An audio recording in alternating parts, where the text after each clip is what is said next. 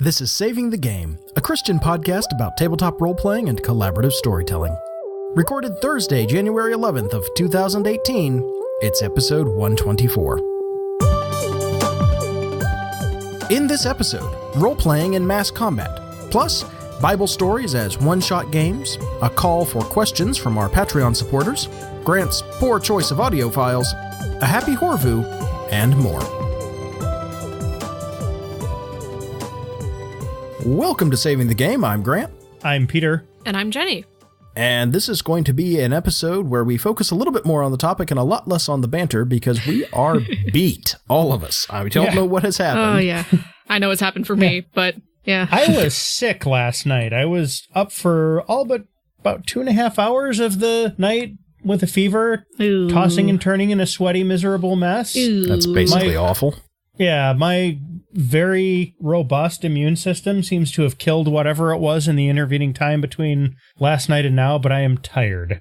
So I hear that. For me, I know it's the weather. The weather here has been pretty awful. Yeah, we've had a batch of cold weather, but it's not been, that really. It's my daughter's been sick, and that's kept us up because, sick kid. That's how it goes. It's actually abnormally warm here. It's same 50 here. degrees today. It's positive 6 degrees Celsius. Everything's melting, and now everything is going to be ice overnight.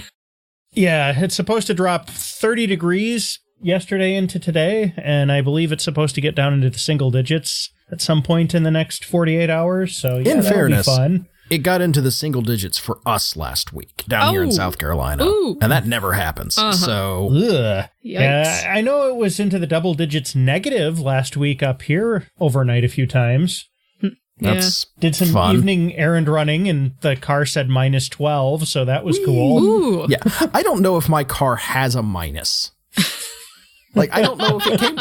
I don't think those dash things are any different if you're in the South. I don't know. Maybe it's a Southern model. We're like, no, we can save some space on the dashboard. It's fine. Don't worry about it.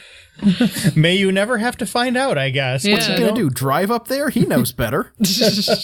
Anyway, let's keep our promise and move on here. I don't want to talk too much about Patreon. We've kind of talked about it a lot, especially since last episode was a Patreon-selected topic. But a quick note, we could use some more Patreon backer questions. We have a backlog, but it's only from a couple of people. Yeah, specifically 4. Yeah, if you have not sent a question in recently, please go ahead and do so. Remember, if you support us at any level at all, you can send in questions, and you can send in questions about anything as long as it's safe for us to read on a clean podcast. It doesn't have to be gaming related, doesn't have to be related to faith. If you want it to be, great. If you want it to be favorite breakfast foods, that's fine too. We answered a question about cars about 6 months ago or something like that. So yeah, things like that. Totally fine. And remember, you can send them in bulk, and we'll add them in, and you can just kind of keep that backlog going. That's fine. So please go ahead and do that. That would be a huge help for us. Yep. Just to spread out the people that we are getting questions from. Mm-hmm. One thing I do want to note real quick, we did finally resume our D&D game. Yes. Yay. Which was good.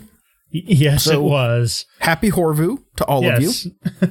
And if you're confused by that, go and read the last blog post on the website. Indeed. I will link that in the show notes. It's a good one, and not just because it's got a little note from me in it. Peter wrote a really good blog post.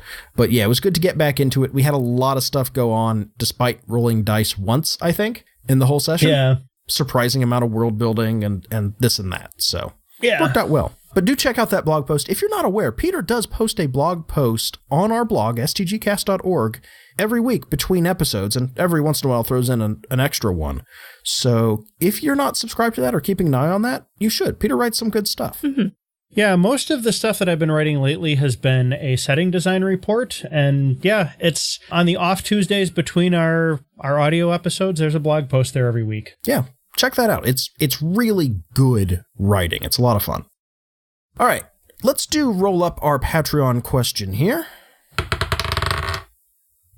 This is a fun one. This is from Richard Lorenz, who is one of those people who sends in a large batch of questions.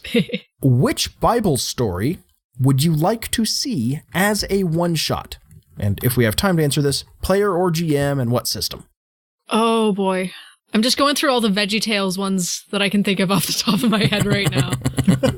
because those are the only ones I can think of visually. It's one of those weird things. No, I understand that, actually. Yeah. I actually think the story of David would be a really good, like, drama system style game.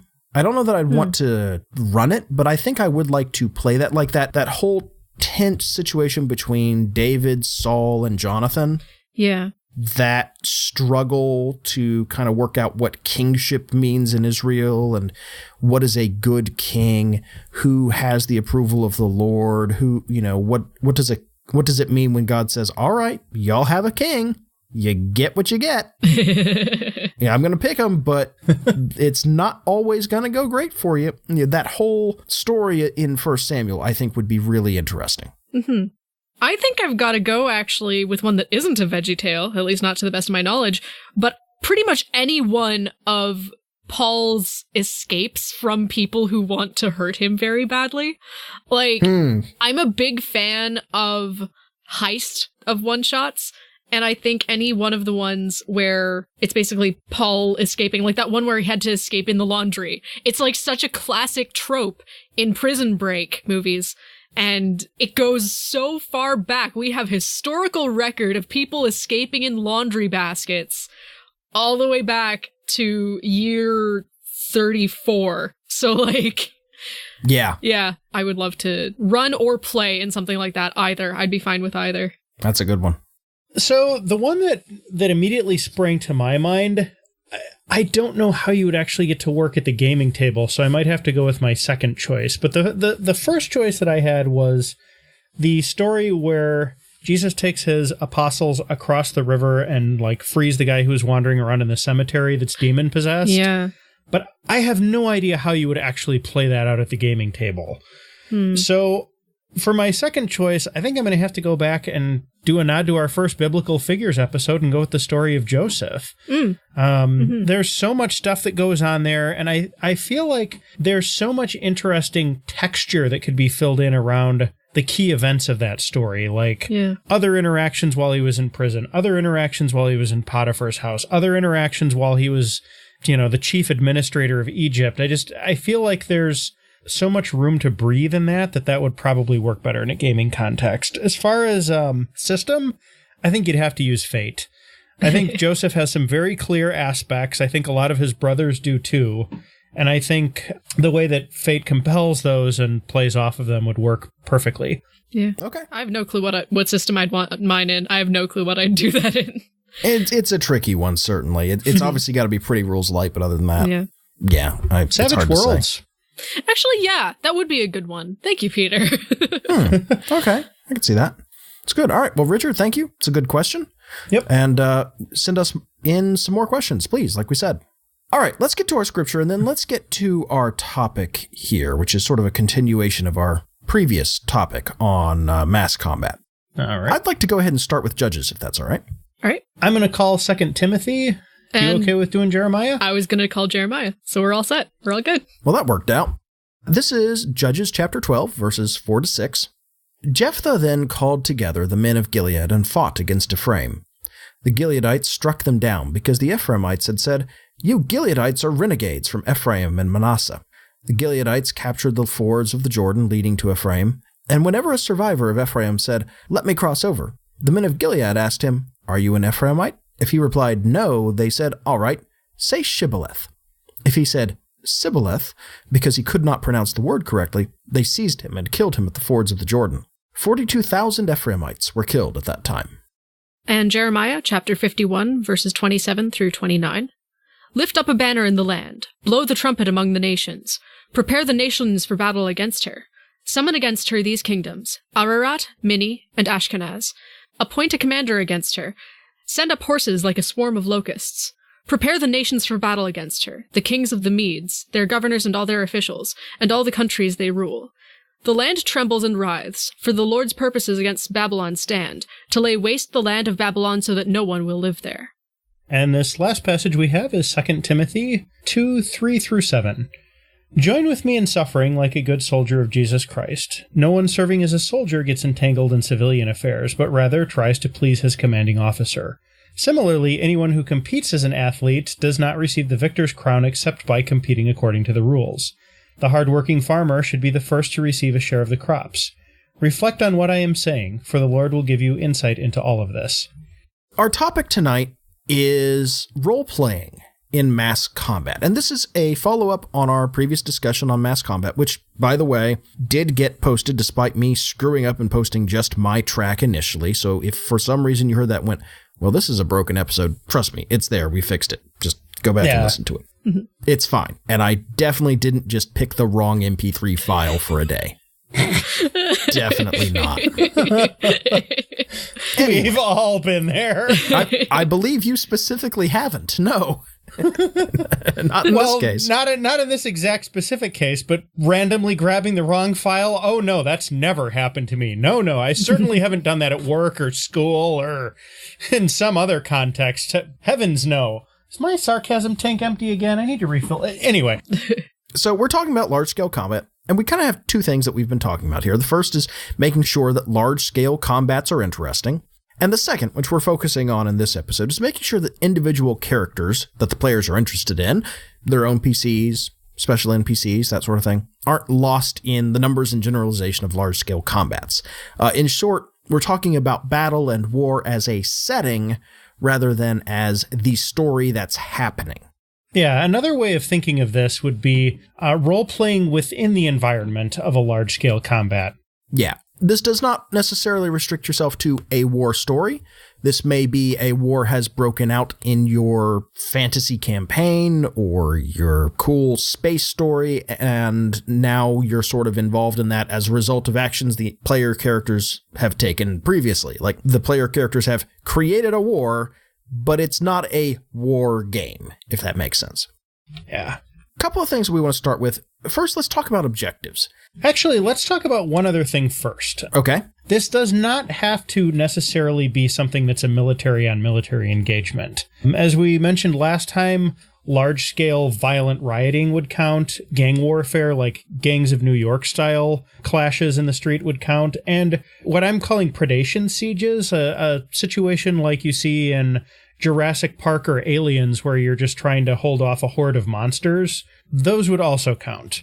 Yeah, it's funny you mentioned that because I think both of those are horror stories, but I think there are cases where that horror and mass combat sort of slide into each other in certain ways. Yeah. Mm-hmm. And it's, I suppose, worth mentioning in this context that mass combat isn't restricted to any one particular genre, and that includes horror. So yeah, I think we're going to naturally be talking a lot about the war story as a genre, but remember, this can come up in any game where it's not just, a very tight story about 3 to 5 characters and very little else. Yeah. Mm-hmm. I mean, heck, the zombie mob would also qualify, but I would actually disagree.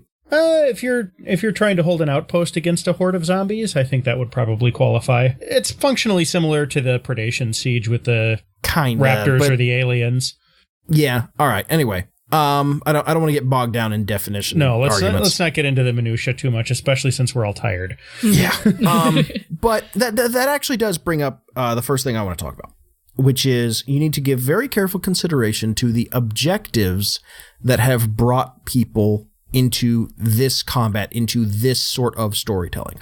What has brought these characters here now? And what are they trying to accomplish?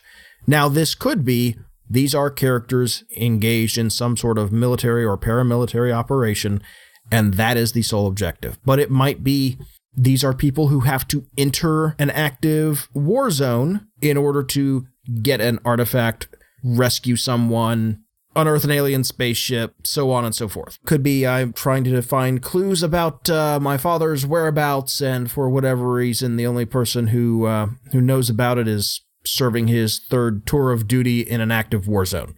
All right, well, it can't wait for a letter. Let's figure out how to slip in and talk to him. Mm-hmm. That's very much how the beginning of Mass Effect 3 is. Oh, we need such and such a person. Oh, such and such a person is dead. Check the lineage. Oh, such and such a person is in active combat right now as we speak. Well, I guess we're going there. Yeah, so these are personal objectives. There are war objectives, and we're going to be talking about a lot of those because sometimes lots of examples are helpful. But bear in mind that I think in many cases it's more interesting if you've got people who are not really made for a dangerous wartime environment suddenly having to deal with battlefield situations. And I don't mean as like refugees, I mean as people who have actively said, well, we got to deal with it. Let's dive in. Although if you do want to do the refugee thing, just a quick aside, get yourself a copy of This War of Mine on Steam and play through a couple games of that. Yes, please. That will give you ideas. Good. Very depressing, very good. but so good. Yeah. Yeah. It's also a surprisingly well-constructed game for being as message-heavy as it is. Mm-hmm. But this is not This War of Mine podcast. We need to move on. It always has been. I don't know why you're thinking you're going to stop now. Yeah, well, that's, ever since it came out, it's been getting referenced, yes. All right.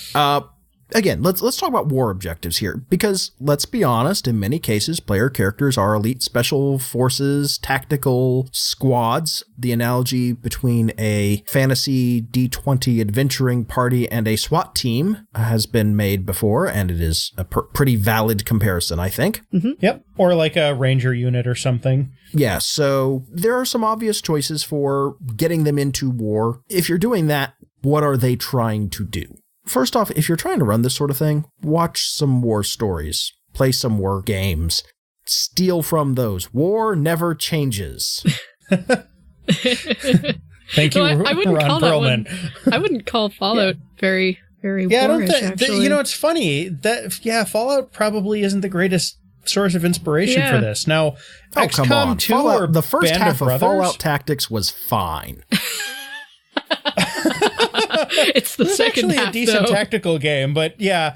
No, I was thinking of like the kind of the flagship games in the series, the ones with numbers on them instead of words after Fallout. But Yeah. although New Vegas was an amazing game. My goodness, this is video game digression week. Anyway, Band of Brothers is really good for this. XCOM 2 is really good for this. Just these will give you some ideas of the Wonder kind Woman. of Wonder Woman's really objectives good for this too. Yeah. Oh, Wonder Woman is fantastic. Yep. Occasionally Deep Space Nine as well. Yeah. Actually, occasionally any of the Star Trek series, really. And some of Stargate. Yeah. Babylon 5. Really Babylon 5 a lot. I don't know why I didn't put that in the notes. Babylon 5, a whole lot. Basically, all the good sci-fi you should watch is what we're saying. Yeah. Anime fans will know there's plenty of anime you can reference for this sort of thing as well. Because those are dramas focused on groups of characters, that's pretty much exactly what we're trying to do in a role-playing game. We have a dramatically interlinked group of characters who are engaged in some sort of war activity and still continuing the dramatic relationships as they do that. It's fine. In general, think about what player characters might be able to do before the battle, during the battle, between battles, and after battles. Think about what will happen during those time frames to further their stories. So one of the things that I'm going to mention before we get into our actual list of example objectives here is most of these work from both sides for a heroic group, but some of them do not. When you say both sides, Either on the offense or the defense, basically. So let's just get into the examples. For instance, there's a heavier defensive weapon of some kind that is pounding the forces on the PC's side and needs to be silenced right away. Depending on the setting, this could be, a ballista or catapult, it could be an orbital cannon, whatever. The other side of that would be, it's your piece of heavy weaponry and it's the only thing that's keeping the enemy forces from getting through, so you need to protect it and make sure that the enemy commando teams don't succeed in taking it out. right? So that's what I mean, is from either side of the objective, whether you're trying to make something happen or keep it from happening, a lot of the time you can be on either side of this. There's going to be a few examples further down the list where only one side of the events is really going to be heroic, but yeah. Yep, another classic example, somebody's trapped behind enemy lines, you got to go rescue them, or you are trapped behind enemy lines, you need to get out, get rescued. There's bad weather, and you've got to scout ahead and figure out what coordinates to fire upon. The old, we're running low on supplies. That may be food, it may be ammo, it may be whatever. Magic stuff. Yeah, get supplies through some dangerous territory. Or be the dangerous territory that supplies are going through. Yeah, and notably, this works really well regardless of setting, because transport X through some dangers is a really pretty generic objective. That one works very well if this is fantasy, modern day, urban horror, far future sci-fi, whatever it is. And works very well if whether or not this is like an active battle or a siege. So take advantage of that one as much as you can. The next one is the battle is a siege and the enemy is not nice. Protect the civilian populace, food and water supplies from small groups that break into the sieged location to murder and poison. Yep. Pretty common. That's one that you wouldn't want to put heroic characters on the other side of. That's pretty despicable. Yeah, it is. Well, you say that, but also, breaking a siege is a pretty good one. Yeah. Be the guys in the Trojan horse. Yeah, but doing it by committing atrocities against the civilian population is not very good. Yeah, but hey guys, don't do war crimes. Don't do that. Yeah. Another example of kind of an escort quest, this really perhaps should have been with the other one, but whatever. Transporting prisoners of war or trying to free prisoners of war who are being transported. That was one that I took straight from XCOM 2, actually. There's a lot of missions where there's some important enemy figure that you want intel from, so you have to send this squad running through enemy defenses to snag this person and bring him in for questioning. And that one is such a classic World War II French resistance kind of thing, or or like a mad science trope, You break into Nazi doctor's castle and interrogate him about what technological or weird mystic horrors he's about to unleash on the Allies. I mean, that's a very classic pulp trope. Yeah. Dishonored did it really well. Yeah. Some of these are classics for a reason. Yeah. I still need to play Dishonored. Oh, it's so good. It is. Somebody needs to get an important message to the rear, carry it back in a timely fashion, or stop the enemy from doing the same. Yep. This is the one where we spent some time talking about communication methods and technologies last week. This is where you want to figure that out, because how this looks could be wildly different depending on whether you're talking about like an actual message satchel or trying to repair radio stuff or, clear up telepathic interference or what have you. Evacuate wounded people before a position is overrun. Take out some key figure in the enemy army. The wizard casting fireballs from the back, the king leading the army, whatever it is, or keep that guy alive. Yeah, the guy who's operating the orbital defense cannon. Yep. Sure. Exactly. Notably, these don't have to happen independently. There can be multiples of these. They may be interrelated. One may then create the opportunity or the need to do the other. Yeah. Let things flow naturally. And let things flow logically. Naturally, if you, say, take out that orbital cannon, great. The orbital cannon's down. Now what? Are you going to be surrounded now that you have taken down the orbital cannon? Yeah. Yeah, consequences and then you have to break out. So, yep. Notably, these are all things that happen during a battle. One thing that I kind of want to call out here specifically is that not every war story has to happen during a battle. It could be do this before the battle even occurs. It could be take vengeance after a battle or prevent the enemy from regrouping. Make things happen so that no battle ever occurs. That's classic PC stuff, by the way. Exactly. One system I'd like to call out specifically, in fact, is Greg Stolze's Reign. Okay. Which is personal, but also built on organizations. And there are rules for combat. Military strength is one of the traits that an organization tracks. This could be a couple of thugs under a bridge to whole armies, depending on the size of your organization. And what's interesting is the way that system works. Organizations can do things kind of independently of the player characters, but they're none of them very good at it. The PCs have a lot of opportunities to really sway how things go by doing things. Yeah. If your player characters go on some adventure to try and affect the outcome of what your organizations are doing against each other, they give massive bonuses. So it very heavily encourages character interaction. Even though Reign is a very cool setting, it's kind of difficult to extract the system from that. Greg Stolze has a separate book called Enchiridion. I'm probably mispronouncing it. It's a Greek word that I can never pronounce. Yeah. Enchiridion, because it shows up a lot in Adventure Time. Yeah. But he's got a book called Enchiridion, and it's cheaper than Rain and is designed to be its own system for this sort of organizational combat and organization tracking, because it's not all combat, it's, just organizations as a game thing. But it sits on top of other systems, which is pretty cool. It's kind of like an add-on rule set for practically any system where you've got your generic adventuring characters in whatever setting. Doesn't have to be fantasy at all. So it kind of plugs into this type of capacity in the same way that Microscope plugs into setting design? In some ways. It's pretty cool. It's a neat little thing, and I really love Rain. That is a game that I would love to run at some point. And I'm kind of glad that there is the option to separate it from the setting, because the setting is cool, but it's one of those settings where you kind of have to do an info dump on everyone to get them started, and that makes running it and playing in it difficult. Yeah, amazing I found book to read. L5R to be kind of intimidating in that same way. So. Yeah, exactly.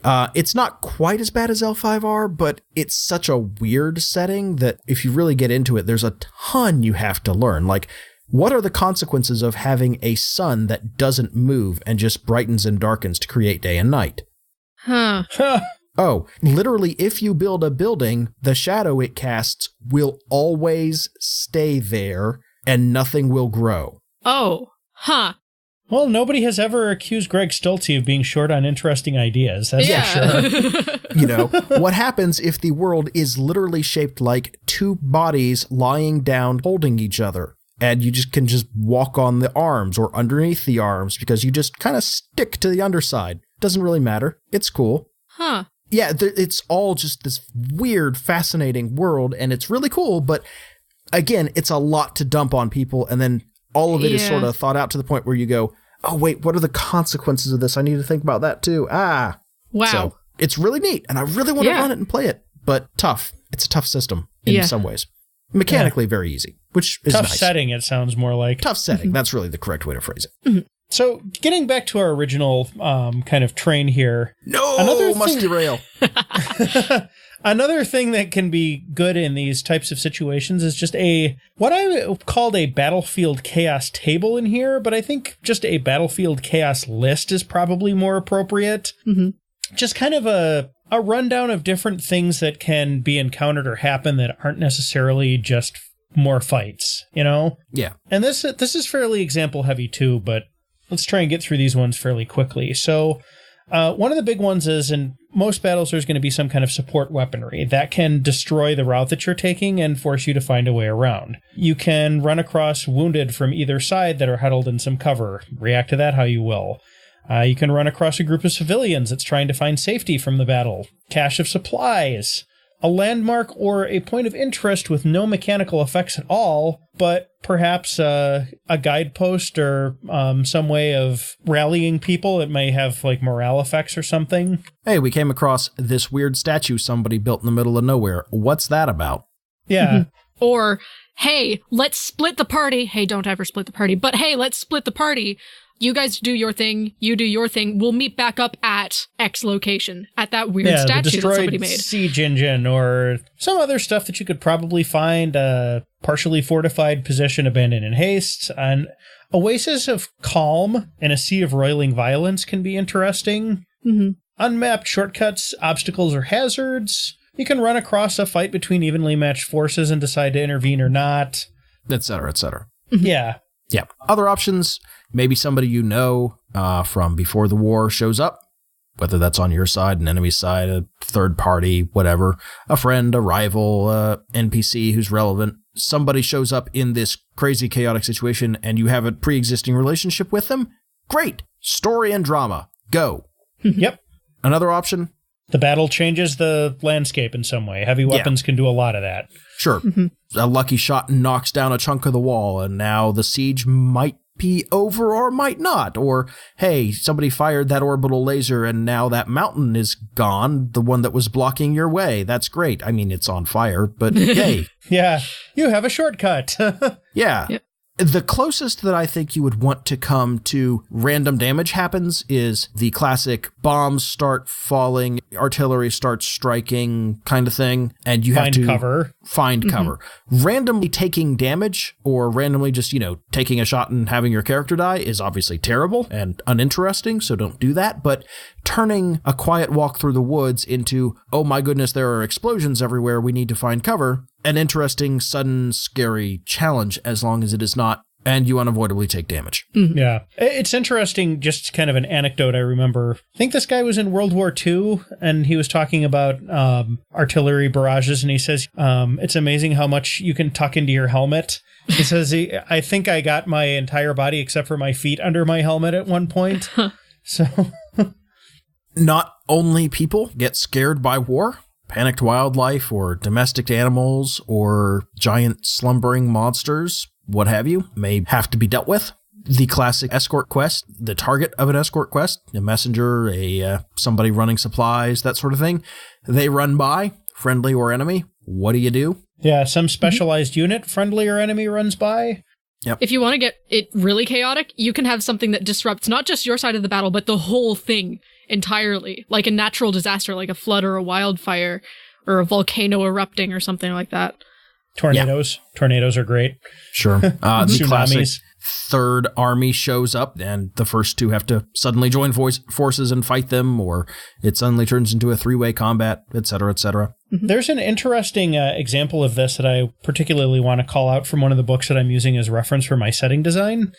In Ultramodern 5, one of the prepackaged settings in there is this very unusual alien invasion happens right in the middle of Baghdad, kind of at the height of the post-official hostilities Iraq stuff. So like the old Green Zone, you've got insurgents and like U.S. troops and stuff that are still kind of fighting with each other, and then all of a sudden these aliens show up and start mopping the floor with everybody.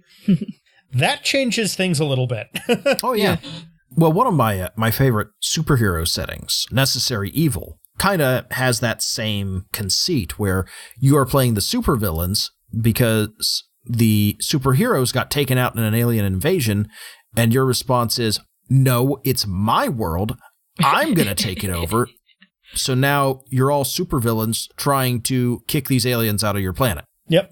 And having to work together as a result. So, that's a classic example of, okay, we all have to work together and deal with this now. And, it is done as an invasion story, but kind of plays off some of those superhero, supervillain tropes as well. It's pretty good. Mm-hmm. Yeah, it's an interesting setting. Yeah. A random piece of general advice: create a cool or heroic unit that the PCs aren't part of at all, but that they like and get along with, and make it so that the PCs can set them up for success somehow. An example, the infamous Night Witches, an all-female group of Russian bomber pilots that were the absolute terror of the German forces on the Eastern Front during World War II. Another one that I can think of is in the most recent season of Voltron. You don't have to play Voltron. You can play the Resistance that happens to get along really well with Voltron. The Resistance movement surrounding Voltron is a really interesting mix of various kinds of support and infantry and all that kind of stuff all mixed together.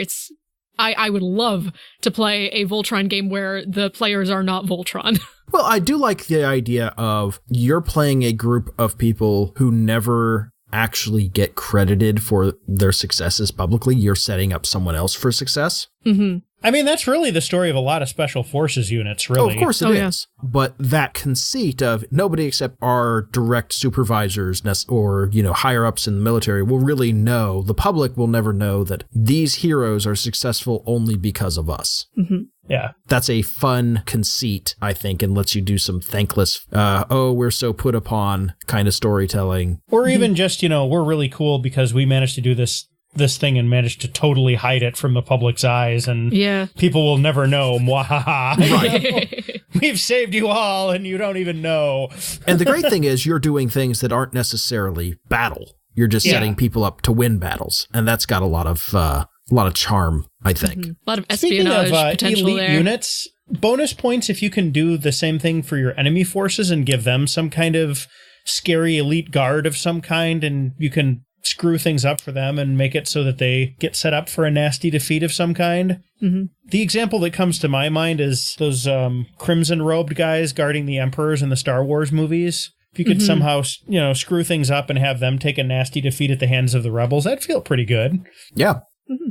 A couple other things you can do here. We talked about this a little bit before, but you can have a battle where the PCs aren't actually fighting for any particular side. The battle is just a thing that's happening and you have to escape it, or it's something where you have to use the battle as cover for something. Maybe you've created the battle as cover for something, or the bad guy has, what have you. Grabbing intelligence, messing with some resource, stealing something, artifact, art, scientists, whatever.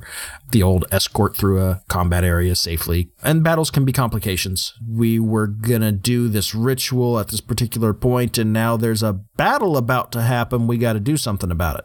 Okay. Yeah, or this sacred site needs to be preserved and kept safe, but there's these two armies that don't care about it, that are closing in on it, and they've got beefs with each other and really don't care that we're caught in the middle. So now what? Mm-hmm. Right. You're trying to talk to somebody who is in battle for some reason. Or find like a civilian refugee in the middle of a war zone, too. Yeah. Mm-hmm. All complicated scenarios where you don't have to get involved, but you kind of have to anyway. That didn't come out right. Yeah. You are not involved in combat, but the combat's a real definitely problem. The combat is involved in you. Yeah. Couple of pitfalls that I want to call out specifically as we wrap this up. First, as we said before, random damage outside of the player character's control, GM fiat, is not fun. Yes, in real combat, a bullet can just get you. It happens. Yeah.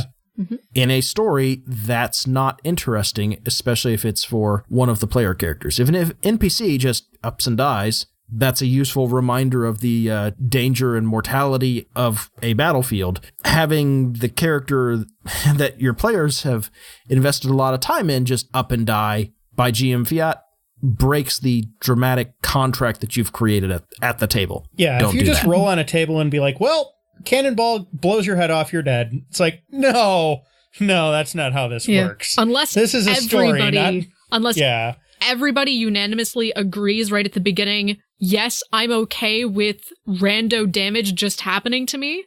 And that does not happen often unanimously. No.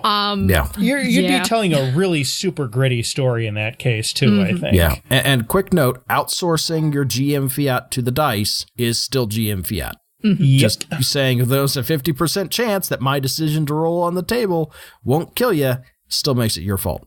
Mm-hmm. Mm-hmm. You decided to roll in the first place. Exactly. We talked some last time, but give thought to tone.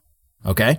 War might be glorious and heroic. It might be grim and gritty and grinding. It might be a horror story about, human nature and our willingness to delve deep into the darkness in wartime, some mix thereof.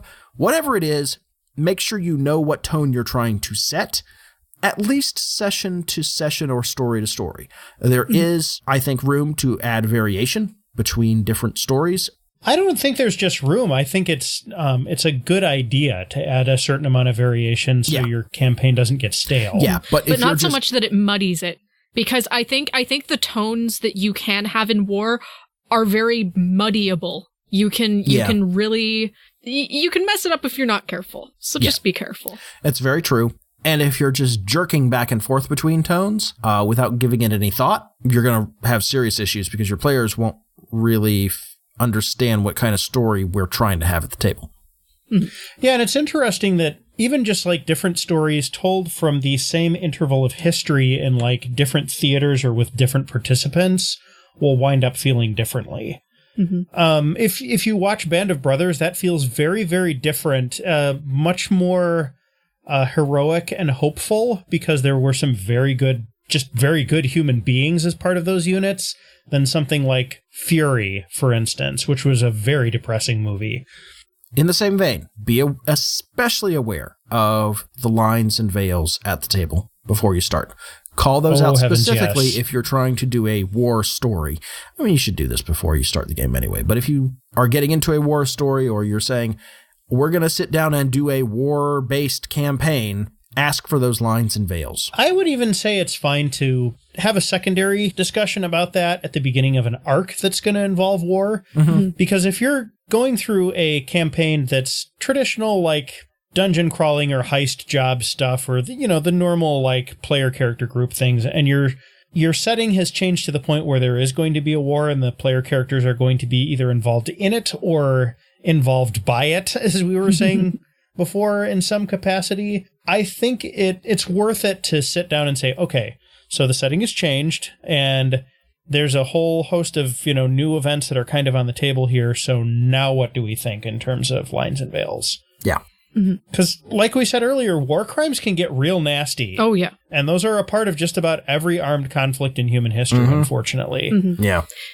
It's important to keep the objectives of both sides in mind, not just the PCs and not just the enemies. Make sure that both sides do have an objective, because the vast majority of the time, each side will have some strategic objective in mind at any given moment. You do sometimes see wars of annihilation that is just purely motivated by hatred, but that's not really all that common. And most of the time when you're in that sort of a situation, to kind of call back to the beginning of the episode, it's going to be one of those horror situations. You've got a bunch of ravenous predators that want to eat everybody or something. Well, or it may be something like the Khmer Rouge in Cambodia, right? Where it's kind of a one-sided war in a lot of ways. And it's just, kind of this horror situation. Yeah. But there's still some objective / justification, right? We are trying to do X, not just, we like killing people. Yeah. I mean, you'll sometimes see that with like an insane fantasy necromancer and his army of skeletons, but once again, it's pretty rare. Yeah, but even then, that's not satisfying. The insane necromancer who's trying to use that army to do X is much more interesting. Yeah, can certainly tell much more complicated stories that way, too. It doesn't even have to be complicated. It just has to be something the players can say, oh, I see what he's doing, and this is what we're going to do in response.